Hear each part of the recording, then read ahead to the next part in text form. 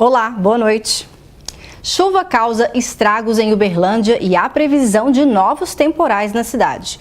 O UFO prepara para sediar o primeiro congresso de pesquisa dos técnicos administrativos em educação. O presidente do instituto responsável pelo Enem pede demissão em menos de um mês. Analistas no estúdio avaliam o comportamento nas mídias digitais. Quando o público se confunde com o privado, ou o contrário, há consequências sociais e até mentais para quem faz uso destas plataformas? E mais, hoje é sexta-feira, dia de agenda cultural. Isso e muito mais você confere agora no Jornal da UFO.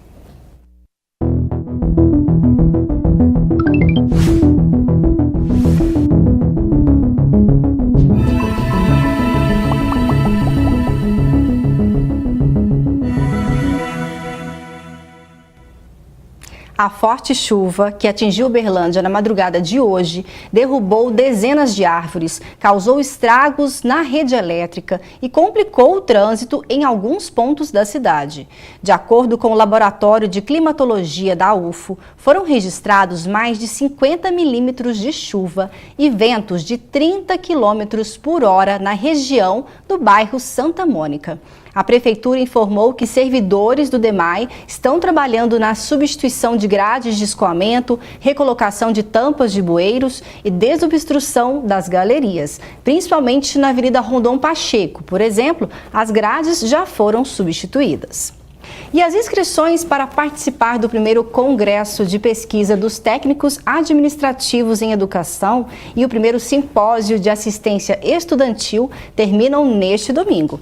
Os eventos acontecem na UFO. Confira o convite especial feito pelo reitor Valder Stefan Júnior e pelo Kleber Del Claro, diretor de pesquisa. Olá! Eu gostaria de convidar a toda a comunidade universitária da nossa querida Universidade Federal de Uberlândia para comparecerem, prestigiarem o nosso primeiro congresso dos técnicos administrativos em educação da nossa universidade. Esse evento vai acontecer já na próxima semana, de 22 a 24 de maio, lá no anfiteatro do Bloco 8C, Campus Umuarama. É o primeiro evento dessa natureza, um congresso de pesquisa dos nossos técnicos administrativos, que deve ser prestigiado por toda a comunidade universitária. Todos serão muito bem-vindos. Olá, colegas de toda a nossa Universidade Federal de Uberlândia, nossos colegas da região também. Estou aqui para lembrar vocês que segunda-feira é o último dia de inscrições para participação no congresso, no primeiro congresso científico dos técnicos administrativos da nossa universidade, da Universidade Federal de Uberlândia. Mas profissionais de outras instituições também podem participar e são muito bem-vindos. Lembramos que as inscrições são totalmente gratuitas. O congresso começa no dia 22 de maio, agora à noite, com uma abertura no 8C. Depois, no dia 23, 24, nós teremos aqui muitas apresentações, nós teremos muitas atividades do congresso, nós teremos apresentação de trabalhos, mais de 250 trabalhos inscritos nesse congresso, dos nossos valorosos e úteis técnicos administrativos da nossa instituição. Teremos palestras, tudo gratuito durante o dia, então as apresentações dos dias 23 e 24. E no dia 22 à noite nós teremos a abertura lá no 8C. São todos muito bem-vindos. Eu e Darwin vamos estar lá para a gente falar juntos dessa evolução dos nossos técnicos administrativos. Parabéns, muito orgulhosos desse congresso organizado totalmente pelos técnicos administrativos da UFO. Imperdível esse evento. Bom, agora mudando de assunto, o presidente do instituto responsável pelo Enem, o Exame Nacional do Ensino Médio, pediu demissão em menos de um mês depois de assumir o cargo e um dia antes de encerrar as inscrições para a prova. A situação do INEP é mais um capítulo da crise na educação no Brasil. Disputas internas teriam provocado a queda de Elmer Vicenzi menos de 3 semanas depois de assumir o cargo. O Enem, o Exame Nacional do Ensino Médio, teria sido a gota d'água. Elmer defendia uma nova licitação para imprimir o exame, porque a empresa responsável decretou falência. Esta semana, ele esteve na Câmara dos Deputados e declarou que o presidente Bolsonaro, ao contrário do que havia afirmado, não pediu para ver a prova do Enem antes dela ser distribuída. A crise na educação passa por contornos dramáticos. Depois do anúncio do bloqueio no orçamento de universidades e institutos federais e de protestos por todo o Brasil, o ministro disse ontem, no plenário da Câmara, que instituições em dificuldades deveriam procurá-lo para negociar uma solução. E foi exatamente isso que aconteceu hoje. Reitores de universidades federais foram recebidos por Abrão Weintraub no Ministério. Quando alguém precisa de um adicional, é só vir aqui e obviamente, sendo razoável, se libera mais. Tá, mas isso é meramente operacional, sempre foi assim. Você colocar mais limite significa você ter condições de honrar os compromissos agora e não rolar dívida para o segundo. A superexposição de pessoas nas redes sociais tem sido uma questão bastante discutida na sociedade contemporânea. Se, por um lado, há aqueles que veem a exposição na internet como uma forma de promoção da sua imagem pessoal, por outro, há os que defendem a privacidade e o bom senso. Veja na reportagem de Júnior Caritel. Se para a maioria das pessoas estar na internet e postar algo todos os dias ou quase o tempo todo é normal, para Ana Júlia isso é algo que não faz parte da rotina dela.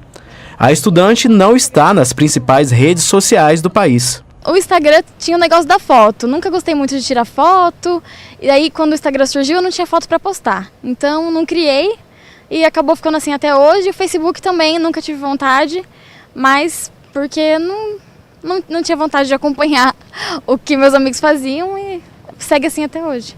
Ana Júlia também passa por uma pressão entre os amigos que querem que ela crie uma conta nas redes sociais. Quando eu entrei na faculdade, meu apelido era offline. Às vezes pressiona, quando postam foto comigo, eles me pedem para criar, para me marcar, mas eu só rio e ignoro.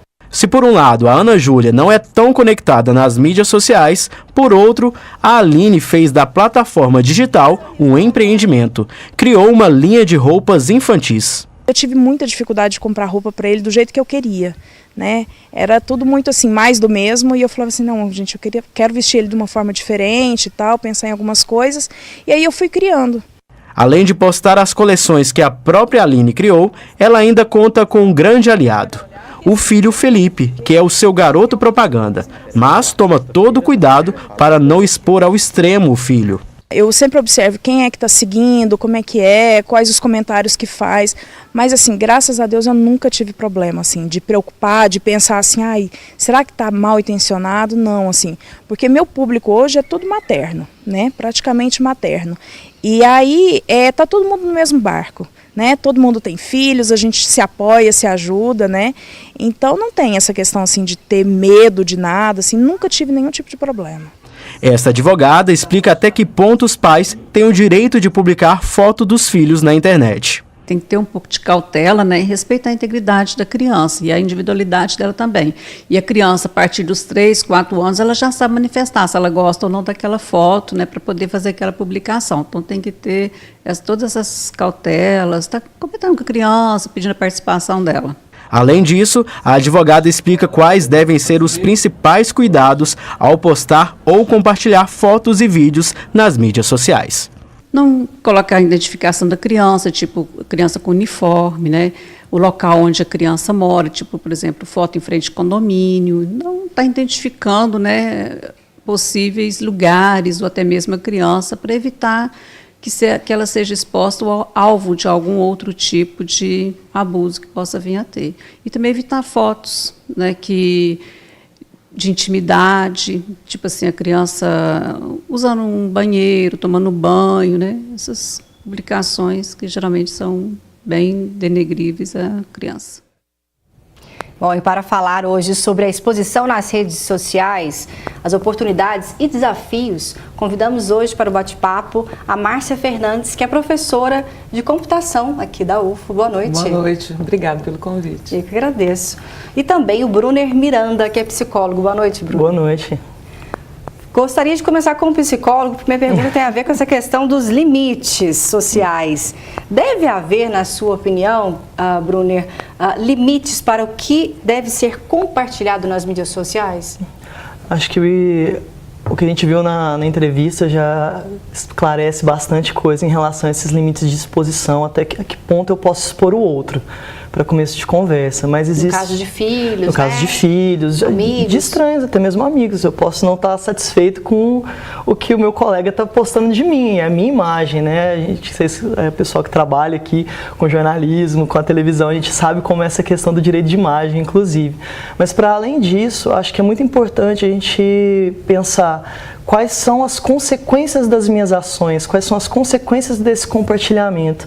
Eu vou estar expondo a mim, expondo a alguém, eu vou me arrepender disso, porque quando a gente coloca alguma coisa no meio virtual, ela não tem dono, digamos assim, né? Ela pode ser acessada, salva, e às vezes mesmo se eu tirar aquilo, a consequência está feita, né? E às vezes a gente faz aquilo em um impulso, em uma vontade de compartilhar naquele momento, sem pensar tanto nas consequências desses atos. Então, para a gente pensar limite, a gente tem que pensar: tem algum motivo no futuro que eu possa me arrepender de ter compartilhado isso? Né? Se tiver, talvez seja melhor dar um tempo, avaliar melhor e aí tomar essa decisão. E é preciso ter cuidado também no que se compartilha. E aí eu gostaria de saber, professora Márcia, quais são os cuidados que a gente deve ter, principalmente com relação a dados, informações que são expostas na internet? Bom, os dados, depois que eles estão lá divulgados, não tem muito o que fazer, né? As empresas que administram as redes sociais, vamos dizer, elas são sérias, a proposição é séria, né? Mas nada impede que elas possam usar de outra maneira esses dados, mas vejam, já tem até ferramentas para anonimizar os dados. Então, quer dizer, eles podem até usar os dados sem fazer referência especificamente à pessoa. Então, existe uma certa segurança. Não vou dizer que toda empresa que administra dados certamente vai ter o cuidado da segurança. Mas, obrigatoriamente, todos esses sistemas já nascem com segurança e proteção a dados. Né? Então, vai mais do usuário não expor os dados. Né? Mas eu digo no caso de mostrar a localização, onde está, deixar a rotina muito clara ali dos pontos onde a pessoa frequenta. Isso está lá. Como eu disse, qualquer dado que você colocar do mais pessoal ao menos pessoal está disponível para quem administra. Só que quem administra certamente é sério bastante para não usar indevidamente esses dados, né? E a questão da bolha digital? E aí entramos na questão dos algoritmos, do que acontece por trás dessas ferramentas, o que aparece no nosso feed, os conteúdos que chegam na nossa timeline de outras pessoas tem a ver com também o nosso comportamento nas redes sociais? Sim, porque muitas dessas empresas, né, elas têm, vamos dizer assim, uma associação com empresas de publicidade. Então, eles sempre têm interesse em divulgar algo para você, ou para comprar ou não, mas saber sua opinião. Então, assim, mas também existem formas de você não permitir esse rastreamento da sua vida, né? Por exemplo, navegadores, browsers, né, que você usa para acessar a internet, você pode não permitir ser, vamos dizer, rastreado, né? Mas certamente eles têm um acesso, né, aos seus dados, e certamente existe inteligência artificial atrás dessa história para poder tentar, porque o que acontece nas mídias e na internet? Você, na verdade, não conhece a pessoa do outro lado. Então, esses algoritmos são uma tentativa de conhecer. E conhecendo, você pode fazer mais ofertas, ter, né, quer dizer, fazer mais vamos dizer assim, um assédio, entre aspas, né, com outras informações para esse usuário, né? Excelente. E como será que as pessoas lidam com a exposição e a frequência de postagem nas mídias sociais? Nós somos para ruas, veja só. Sim, eu tenho cuidado, mas ao mesmo tempo, se é algo que eu vejo que não vai me prejudicar, eu posto, não vejo problema. E eu não posto muito com frequência, depende assim do momento que eu fiz durante a semana. Eu tenho redes sociais, sim. Normalmente eu tento postar, assim, manter um nível de postagem de 2 a 3 vezes por semana. E eu tomo cuidado porque eu já tive problemas com isso. Tenho familiares que já tiveram problemas em relação à exposição. Mas não só tomo cuidado com o que eu posto, eu tomo cuidado também com as pessoas que me seguem. Antigamente eu costumava permitir que várias pessoas acompanhassem minhas redes sociais. E de um tempo para cá eu dei uma selecionada melhor nesse público para saber realmente quem está vendo o que eu estou postando. Bom, eu posto semanalmente, acredito, mas nada muito pessoal, assim. Sempre posto paisagem, algum texto, mas procuro não expor minha vida pessoal em rede social. Por que você tem esse cuidado? Acho arriscado. Não vejo necessidade alguma de fazer isso no meu perfil. Não gosto mesmo. Com certeza, cada um tem um perfil, né? Nesse mundo digital. Mas, Brunner, por favor, nos explique, é possível a gente afirmar que nós vivemos a tal era do exibicionismo digital? Então, nessa sociedade do espetáculo, até que ponto é considerado um excesso de compartilhamento de conteúdos na internet? Uma coisa que é importante a gente entender é que nós, enquanto seres humanos, nós gostamos de falar da gente, nós gostamos de expor o que a gente pensa, o que a gente sente, o que a gente vive. Isso ativa centros de prazer no nosso cérebro muito parecidos do que quando a gente come, por exemplo, um chocolate ou tem outros prazeres, mesmo o sexo e outras coisas básicas que a gente tem.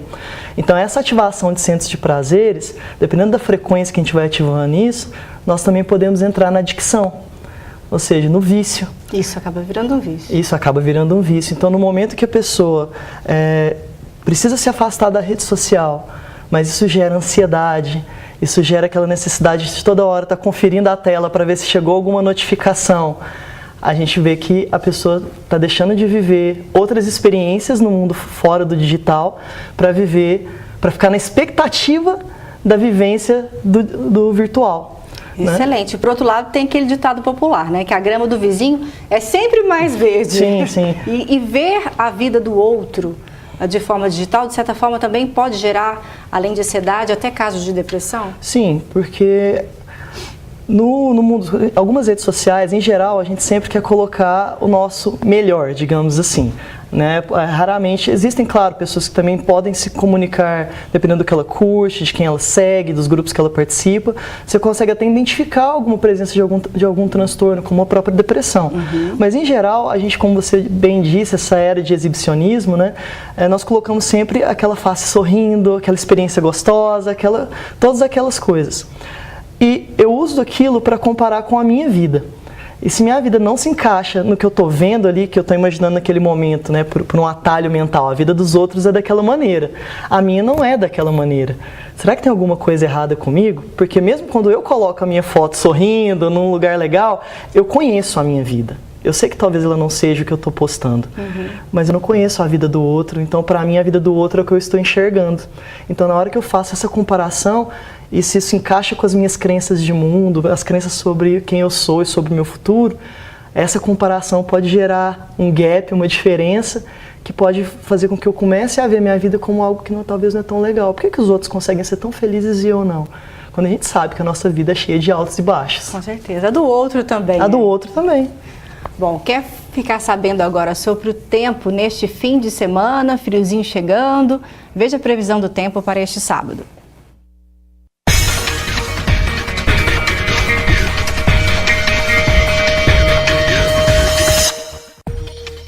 Se você pretende curtir o fim de semana em alguma atividade ao ar livre, pode mudar os planos. Tem previsão de chuva para Uberlândia. As temperaturas variam entre 16 e 24 graus. Tem previsão de chuva também em Monte Carmelo. O tempo vai esfriar. A temperatura mínima vai ser de 17 graus e a máxima não deve passar de 25 graus. Sábado chuvoso em Ituiutaba. A temperatura mínima fica em 17 graus e a máxima pode chegar a 28. Quem mora em Patos de Minas pode se preparar para o frio. A mínima prevista é de 16 graus e a máxima 24. A probabilidade de chuva é de 80%. No sábado também deve chover em Araxá. Os termômetros podem marcar temperatura mínima de 17 graus e máxima de 25. E você, gosta de expor a sua vida nas mídias digitais? Dê a sua opinião, participe conosco. Pode ser pela live, no nosso Facebook ou pelo nosso WhatsApp. Nós voltamos já, viu? Aguarda.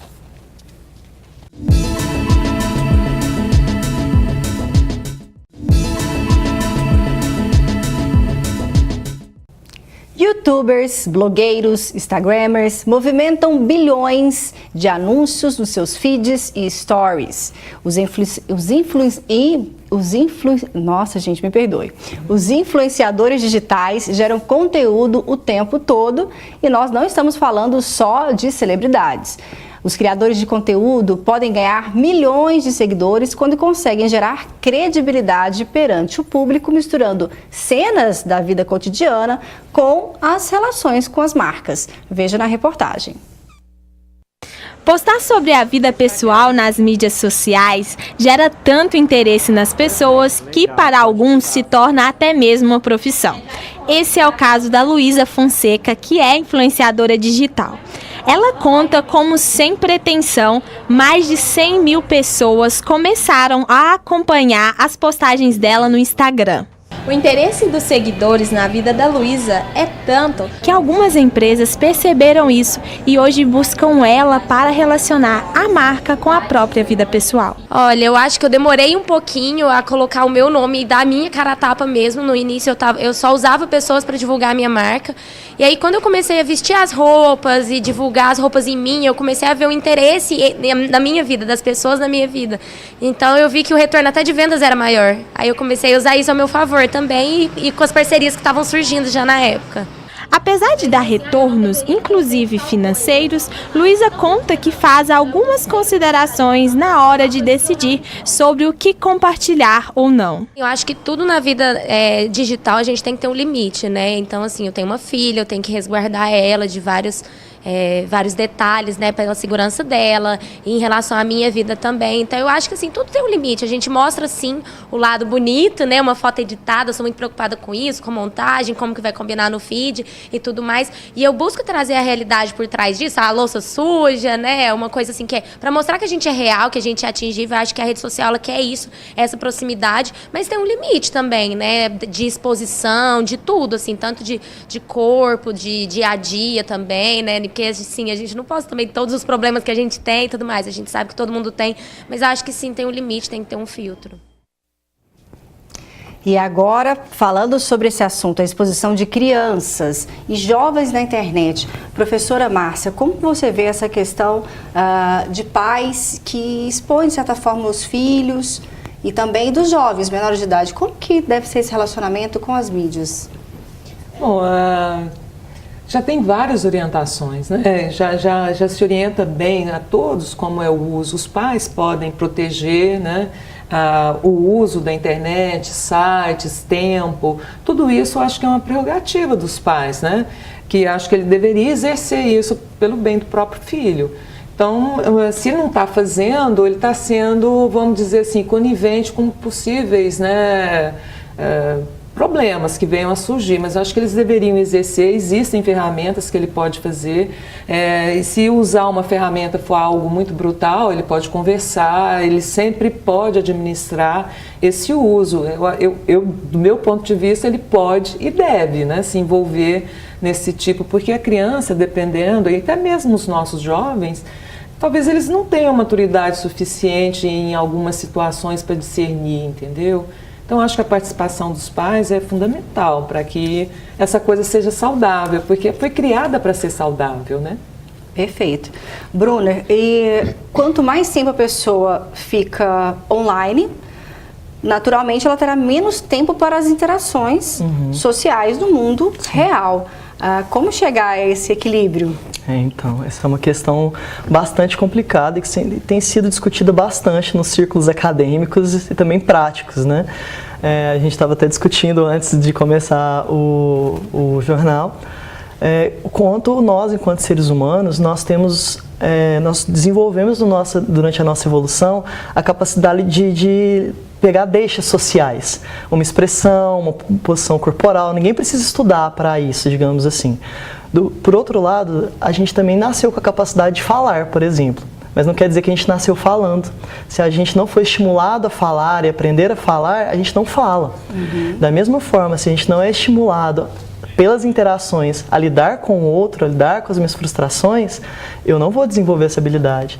Então, o que a gente tem percebido é que, dependendo do grau com o qual a pessoa se envolve no mundo virtual, nas redes sociais, onde não existe um rosto, onde existe um avatar, um perfil, eu vou perdendo essa habilidade que eu vou ter nas minhas interações. Eu posso cada vez mais perder aquela habilidade de ver se a pessoa está incomodada ou não com o que eu estou falando, se ela está concordando comigo ou não. E a pessoa ou ele não interage ou ele é inconveniente, né? Pode virar isso. Então a questão é sempre essa. Até que ponto eu estou conseguindo exercer minhas habilidades dentro e fora da rede social também. Então, no caso de pais, da própria pessoa, eu consigo ser muito assertivo na rede social, mas na hora que eu preciso conversar com alguém, com um vendedor no shopping, ou pedir alguma informação, eu não consigo me aproximar daquela pessoa, então quer dizer que eu estou tendo um déficit aí comportamental, que uma habilidade que eu deveria ter, ela está defasada porque eu não estou praticando ela. Né, nesse ponto. Então, essa avaliação. Quanto tempo eu estou gastando? Hoje a gente tem até os celulares, os laptops, informam para a gente quanto tempo a gente está gastando em cada atividade. Então, também é uma forma de avaliar isso, né? Porque na hora que a gente está passando, quando a gente vê, passou 2 horas, você fala assim, o que eu fiz? Aí você percebe, não, eu só fiquei olhando o meu feed, eu nem interagi, eu só olhei. E aquela coisa de só contemplar aquilo, eu poderia estar descansando, poderia estar conversando com alguém, e etc. Bom, esse assunto é riquíssimo, daria pra gente ficar aqui horas falando sobre ele, mas a gente volta a falar depois. Agora vocês vão ter uma notícia que é muito interessante sobre o impacto da mineração e rompimento de barragens em Minas. É o tema do pré-evento de um congresso internacional que a Faculdade de Gestão de Negócios está organizando. A repórter Ana Luísa tem mais informações. Confira. Olá, Patrícia. Olá para você que acompanha o Jornal da UFO. Na próxima semana, na segunda-feira, acontece o Esquenta para o IFBAI. O evento irá falar sobre mineração em Minas Gerais, principalmente as consequências das quedas de barragens. E é sobre isso que eu converso agora com a Luciana Cesarino. Luciana, quais os principais assuntos que irão ser abordados nesse pré-evento? Nós sabemos que a atividade mineradora ela é responsável economicamente pela sustentação de várias cidades mineiras. E ao mesmo tempo que ela gera emprego, que ela gera renda, ela também é capaz de gerar grandes catástrofes, como nós vimos agora, Brumadinho e Mariana. Então nós traremos especialistas em engenharia, em gestão ambiental, para discutir toda essa conjuntura de forma bastante sistêmica. E quem são as pessoas que podem estar vir participando? Toda a comunidade UFO e qualquer pessoa de Uberlândia, é aberto ao público. E as inscrições são feitas até o dia do evento? Até o dia do evento ao meio-dia e as inscrições são gratuitas. Por onde as pessoas podem estar fazendo inscrição? Pelo site do evento mesmo.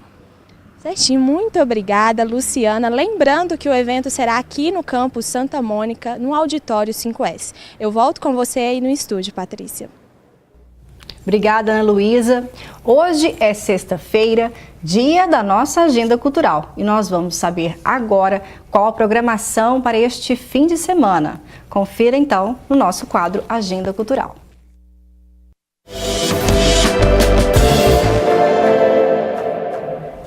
Olá para você que acompanha o Jornal da UFO. Sexta-feira chegou e nós separamos algumas dicas para você se divertir. Nesse fim de semana, as atrações da 14ª Minas Che continuam. Na feira, você pode fazer uma imersão na cultura gaúcha por meio da gastronomia, artesanatos e de atrações típicas. No domingo tem o espetáculo O Baile. A companhia IT representa através de danças, do teatro e de outras artes situações que envolvem violação de direitos, discriminação e violência sofrida pelas minorias. É neste domingo no Teatro Municipal, às 6 horas da tarde. Também no domingo tem a tradicional Batalha de MCs.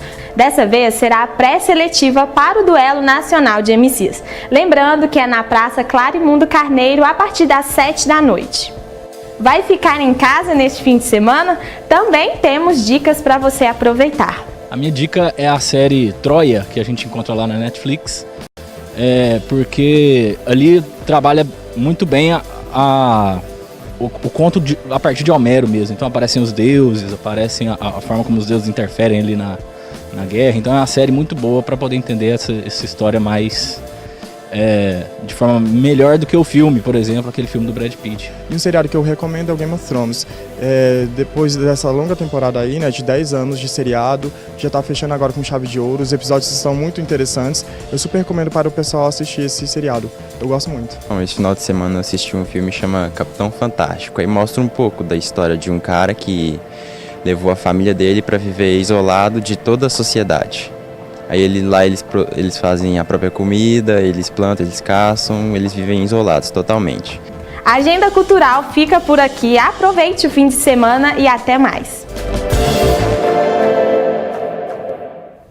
O Jornal da UF está chegando ao fim. Agradeço a presença da professora Márcia Fernandes. Muito obrigada pela sua participação, Márcia. Eu é que agradeço. Como palavra assim, final, acho que as pessoas deveriam ter tantas informações que elas buscam, elas deveriam buscar informações como esses dados são. Tem os sites do governo que informam o que pode ser feito com o que é mito, o que é verdade, sobre o que pode ser feito com os dados expostos aí, seja nas mídias, seja na internet, em compras, coisas desse tipo. Eu acho que seria relevante para as pessoas, né, se cuidarem. Com certeza. Agradeço também o Brunner Miranda, que é psicólogo. Obrigada, Bruno. Eu que agradeço. E uma coisa que eu acho que é importante a gente colocar para concluir é que as redes sociais, elas unem o mundo, elas unem pessoas, elas nos fazem sentir pertencentes a algum lugar, a um grupo. Mas que sejamos sempre sábios para conectados, não nos desconectarmos da vida e do mundo também, desse mesmo mundo, tá legal? Saber a hora de ligar a chavinha do offline. Exato. Muito bom. O Jornal da UFO fica por aqui. Tenha uma excelente noite, um ótimo final de semana, com alguns minutinhos offline.